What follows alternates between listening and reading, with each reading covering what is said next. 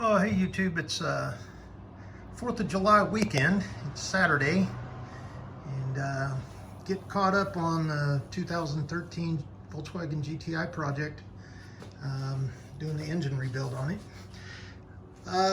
Well, engine refresh anyway. Let's start over here on the table. Sorry, it's a little bit dirty. Just, in the process of doing everything, oil and grease and everything. So,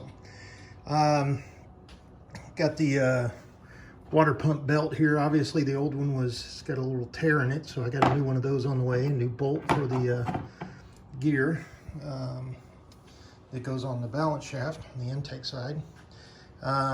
These are residual components, with the exception of a couple of brackets here. Got the old tensioner and stuff like that we'll throw away in just a minute. I went ahead and replaced the pistons. Reason being is the old pistons, they cleaned up quite nicely, but the problem with it was it had the old style oil control ring. And so I went ahead and bought a set of pistons. And also a couple of these, the graphite on the piston skirt here was kind of worn away, so got those up. Got the flex on there, and went ahead and just ran it, zipped it up and down just to get the crosshatch back, and got the block all cleaned up and everything. And there she sits as of today. Got the timing guides in, timing chains, balance shafts, shaft change, and the oil pump. Got the bottom buttoned up, as well as got the cylinder head on. Just finished putting the cam bridge plate on, new O-ring seal here, and then just torqued down these to the specified spec. And as you can see, some of my paint marks there, just to get everything lined up. But I've already spun it over and got it back up to top dead center. That's my mark there, top dead center on the block, and also on the crank gear there. And I do have a replacement damper bolt that will be going in. That's just the old one I used to turn the motor over, just to make sure. Got the upgraded style upper timing chain tensioner, as well as got a brand new balance shaft tensioner here, this bolt. And other than that, I went ahead and used the Permatex anaerobic sealant to seal down the top of the cylinder head, so I need to wipe off the residual there, because where you can see that red, that stuff is not going to dry just in the air. It takes actual torque. And then I've got a little bit of goop I need to get in there. Other than that, yeah, she went back together pretty easy. Hardest thing on that process was, obviously just the time. Re-ring, re-bore, re-piston, and then replaced all the bolts as need to be, as it calls for. One of the things that did call for in the manual is to replace the idler gear here for the balance shaft, as well as this bolt. So if you're out there doing this, make sure you do that.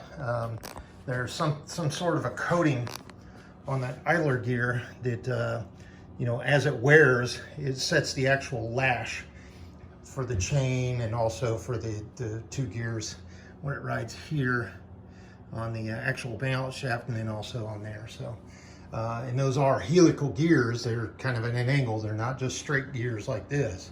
So, other than that, yeah, here she sits. I'll get the PCV valve system here, and then, getting it all buttoned up and get it probably taped up, so I can start working on all the ancillary stuff. I got to, go through the turbocharger and stuff like that. But cleaned up most of everything here.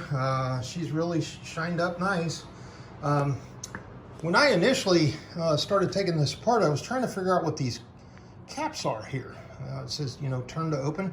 Well, what those are for is if you pull those out, you can actually get down and get the cylinder head bolts and pull the whole cylinder head off without taking your cam cover plate off. So all these 20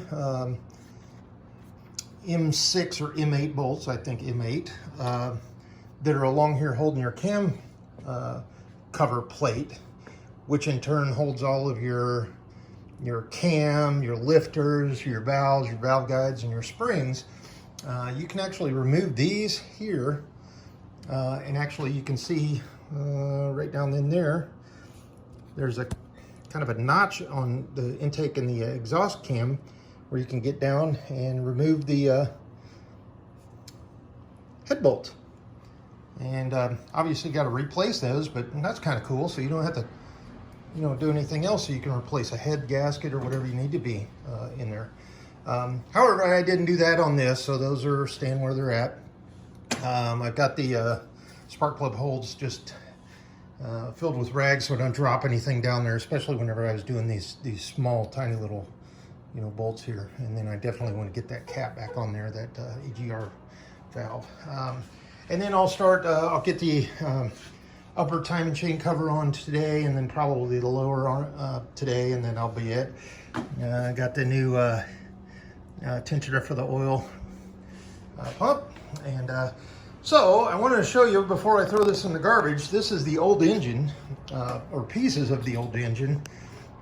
This is what happened to, you know, number 3 and number 4 piston rods gave out, and just absolutely blew up the engine. So yeah, piston just came apart inside the engine. You can see all that scoring. You can see here's a piece of the bottom of the connecting rod, another one there, all the bearings. And when that blew up, it pretty much, this they call it the upper oil pan. You can see it just blew out the bottom of that too, as well as the side of the block. So absolutely destroyed the engine. And when I was going and looking at the oil pump, it's completely seized. There's no turning at all.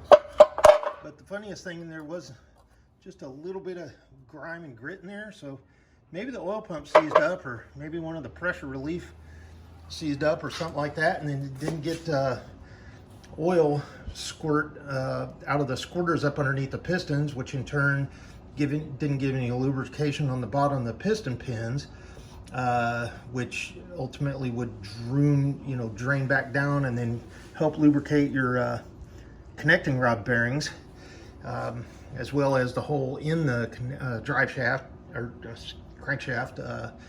You know, it just didn't have any lubrication. It just spun them and just broke that connector rod, and there you go. Or one of the pistons just disintegrated in the engine and just let loose. And you saw that, I think it's video number 1 or 2, where one of the pistons just absolutely, well, the rod was sticking out of the side of the block, and you could see here's a piece of this piston just chipped away, or just all the crud that blew up in the bottom of the motor just went everywhere.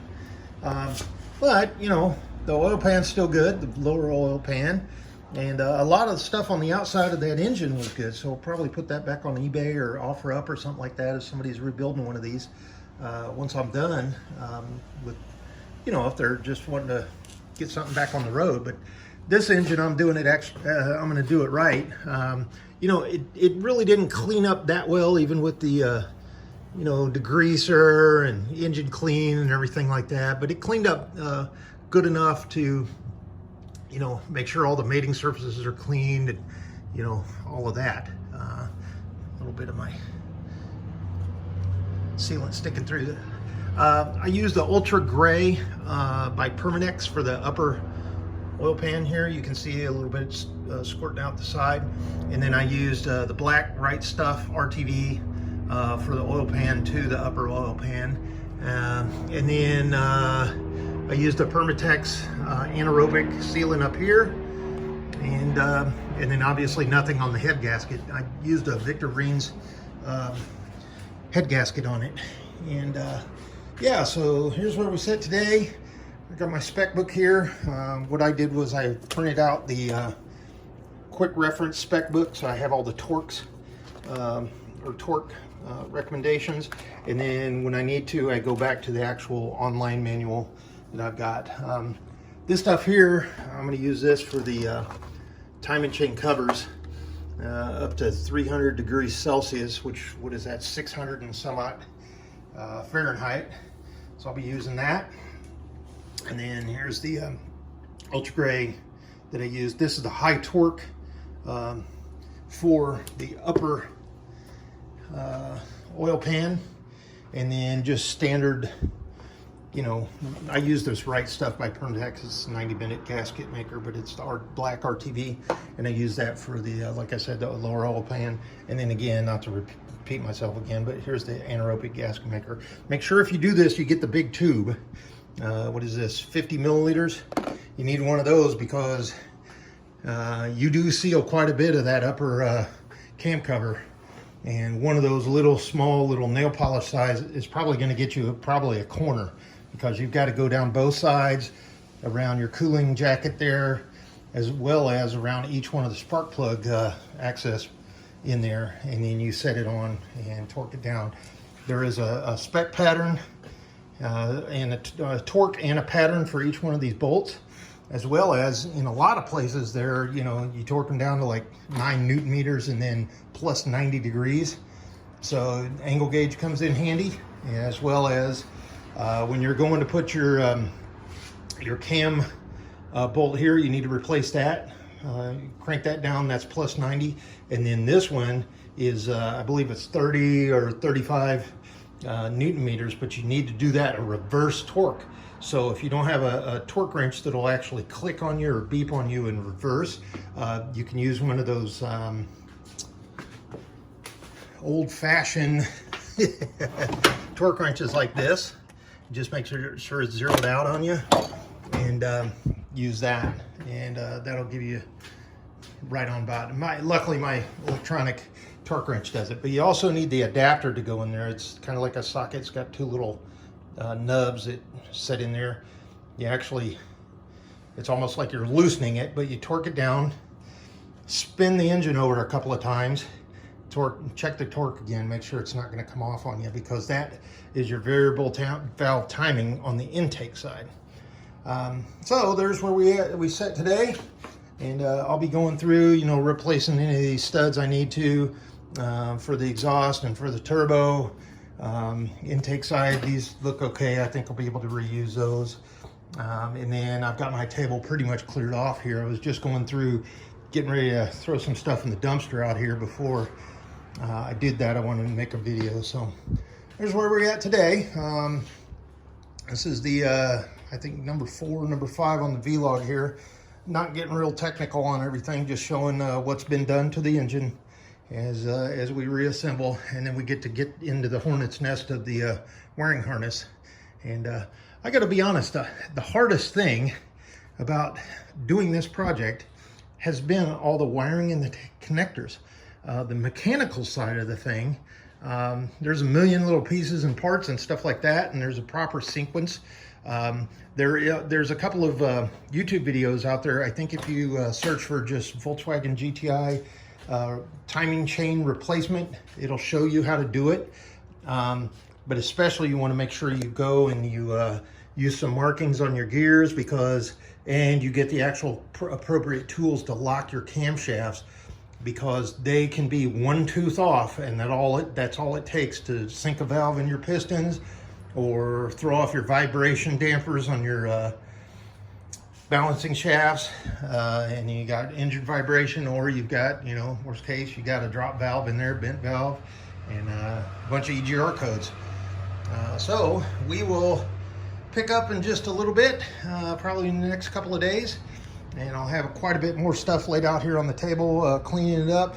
But today was kind of get the garage a little bit organized and get some stuff out of here that I don't need and I can't reuse, obviously, busted parts. So thanks so much for watching, and we'll catch you on the next one. Take care.